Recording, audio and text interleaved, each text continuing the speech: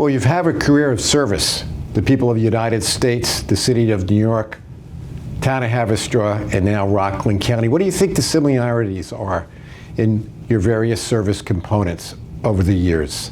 Doesn't matter what agency, what patch, what uniform you may wear. Our goal is to do the best thing we can for the community, and I find that right here every day at the DA's office. This is the Sidebar, the official podcast of the Rockland County District Attorney's Office, where we take you behind the scenes, uncovering the stories, the challenges, and the people who work hard every day to keep Rockland County safe. Conversations you won't hear anywhere else. So, counsel, please approach.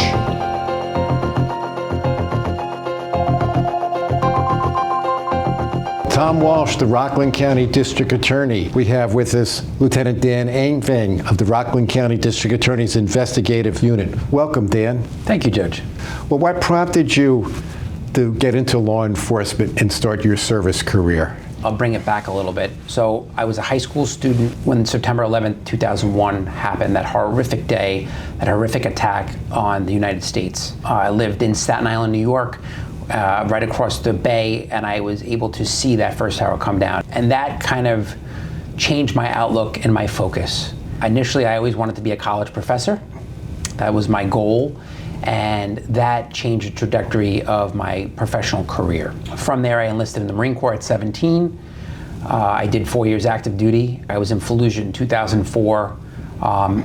Any combat tour is not easy, very difficult. Two of my very close friends passed away and were killed. However, what I did learn was the might of the American military, and how all the different branches collaborate and work together. And not just branches, different countries that are allies work together. It taught me about teamwork and a sense of belonging. And fast forward, I got out of the Marine Corps, I went to college. I missed the military, I missed the structure, I missed the camaraderie. So I actually, truth be told, I went to an Air Force recruiter and I wanted to be a pararescueman. And the gentleman at the recruiting station said to me, the Navy actually has some really good intel opportunities that you may want to look into. A little less commitment on the reserve side of the house, you could finish a degree. So that's what I did. I actually looked at what the Navy had. I was already in naval service, and it opened the door to Navy intel. As a combat Marine, you kind of a little bit of an adrenaline junkie. And I still missed the action. So I joined the New York City Police Department. I worked there for 9 years. I worked in their intelligence division, and in the process I finished my graduate degree and I got commissioned as a naval intelligence officer. So as an intelligence professional in the Navy, married with the NYPD, which has an extensive intelligence unit, I figured I could use my skills and put them to good use, and I actually was afforded that opportunity in the New York City Police Department. So after your 9 years NYPD, where'd you go? I joined the Haverstraw Police Department. I worked with them for about 5 years. I learned a lot about what most of the 18,000 police agencies in the country do day to day. It's a little different than a big city like New York. And now I'm here at the DA's office. I've been here just shy of 3 years. I work hand in hand with the chief investigator. Prior to that, I was the commanding officer of the Special Investigations Unit and then the Special Victims Unit. Well, Dan, it's my understanding you have a family background in law enforcement. Could you tell us about your family? I do. My dad is a retired New York City police detective. Prior to his tenure with the New York City Police Department, he worked for the Manhattan District Attorney's Office. He did 20 years in New York City, and then he again rejoined the Manhattan DA's office for about another 20 years. My stepdad was also a retired New York City police officer in Emergency Services Unit, so a legacy of law enforcement. So you have DA work in your family genes. I do, sir. Well, you've had a career of service. The people of the United States, the city of New York, town of Haverstraw, and now Rockland County. What do you think the similarities are in your various service components over the years? Doesn't matter what agency, what patch, what uniform you may wear. Our goal is to do the best thing we can for the community, and I find that right here every day at the DA's office. Well, I see you have on your lapel the DA pin, but what's that underneath it? So the pin under the DA pin is Information Dominance Warfare Officer qualification. So part of being an intelligence officer in the Navy, especially as you send through the ranks, you're required to be warfare qualified. And what it does is you must, as an intelligence officer, have a good understanding of not just your field, but other fields within the community, and the information dominance warfare community. And what it does is gives you a greater understanding of the capabilities of the United States Navy, Marine service, so maritime service, and it helps you make good decisions. When you left the Navy, what rank did you have? I was 03, I was a lieutenant, and I had my own division. And that's equivalent to a Marine Corps captain? Equivalent to a Marine Corps captain. Well, does it make you a Mustang? It does. And you want to let us know what a Mustang is? So a Mustang is a former enlisted personnel becoming an officer. I was so happy to be enlisted because I understood what the enlisted did every day and where the lack in leadership was on the officer side. So I got to the best of both worlds, and I really tried to make their lives easier, their jobs easier every day, especially when I was a division officer in the Navy, and it was rewarding. It was really rewarding to motivate young enlisted sailors and Marines. And I was in a joint unit, so we had soldiers and airmen. Anything particularly in your military service that you brought into civilian life that helps you being a DA investigator? What I've learned the most as an intelligence officer in the Navy was, how do I synthesize data? How do I take pieces of data, put it together, make sure it's verified data so it's actually accurate. Police agencies make arrests every day. And the district attorney's office, we take that raw data, those summary arrests, and we really prepare them for prosecution. The summary arrest is not easy, and not taking anything from a police department. I served 14 years as a police detective and a police officer, so I have that experience.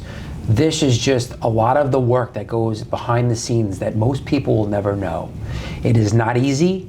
It's long hours.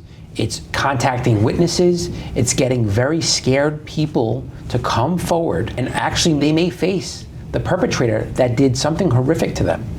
And that is a very difficult task. Even people in my own profession in law enforcement don't realize the breadth and the scope of what goes into a successful prosecution. And honestly, I didn't understand the scope and our responsibility as a DA's office before I worked here. District Attorney's office is a lot different than a police agent, a traditional police agency. Here is where I like to say we package the sausage. So police officers every day make arrests. And a lot of times you can't predict what's going to happen in the street, what the calls for service are, and if there's probable cause, the law enforcement officer on the street or in the field makes that arrest. We, at this office, take it a step further. We analyzed all the material that comes in from that arrest. We ensure the validity of the arrest, and then we gather evidence, additional evidence, and we bring it to a court of law, and we present it, and that's our job, to ensure that the prosecutors have everything they need to prosecute cases so the victim has the best outcome. We also have our own caseload where we investigate complex crimes on many different fronts. We do ghost guns, we investigate ghost gun crime, we investigate human trafficking, sex crimes, specifically internet crimes against children, and any other case that's complex that may come into this office. Well, one of the things, the police officer to make arrest has to have probable cause to believe that the individual committed a crime, while the standard for a prosecution, for a conviction, is the people have to prove the case beyond a reasonable doubt. Do you find any tension between those two standards when you're dealing with the arresting police officer who may not understand the higher level of proof required? The standard is different, as you just mentioned. Our burden, and it should be our burden, is to prove somebody guilty beyond a reasonable doubt. We, in this office, want to ensure the best outcome for the victim, but we also have to ensure that we don't prosecute and don't charge somebody and put them away behind bars if something is not there. We have to ensure that the evidence is there, that we can prove that the evidence is factual, that we can gather the evidence, and ensure successful prosecution. So both parties, unfortunately, have their day in court, and it has to be fair. And that's why this system, it's not perfect, but it is a great system. Do you think that the general public understands the difference in the roles between the arresting police officer and the prosecuting agency? I think there's a big gap between the public's perception and what we actually do at a DA's office. But essentially, the arrest is made on the street. Probable cause is the burden of proof for a police officer. Our burden of proof is a lot different. We have to ensure that both parties, the victim and the defendant, has their day, that all the evidence is provided, and that's not an easy process. That process requires us to go out, locate witnesses, locate videos that may not exist anymore, locate cars that may have been destroyed or damaged, locate evidence that's missing. This is a very difficult task because everything doesn't happen in real time. You know, the process starts with a police officer in that town, that village, the city makes the initial arrest, and then we get it. That may be 72, 48, 96 hours later, and now we're looking at something, and now we have to go back and retrace those steps and hopefully gather as much information to put it to a grand jury or to, you know, a trial room to get a successful prosecution. That is no easy feat. Our goal is to successfully prosecute, but we need all those pieces together to do so. What I love about and what this office does is we really thoroughly investigate these cases and bring folks to justice. And that protects the community, that protects the people we serve, and it protects the whole nation at large.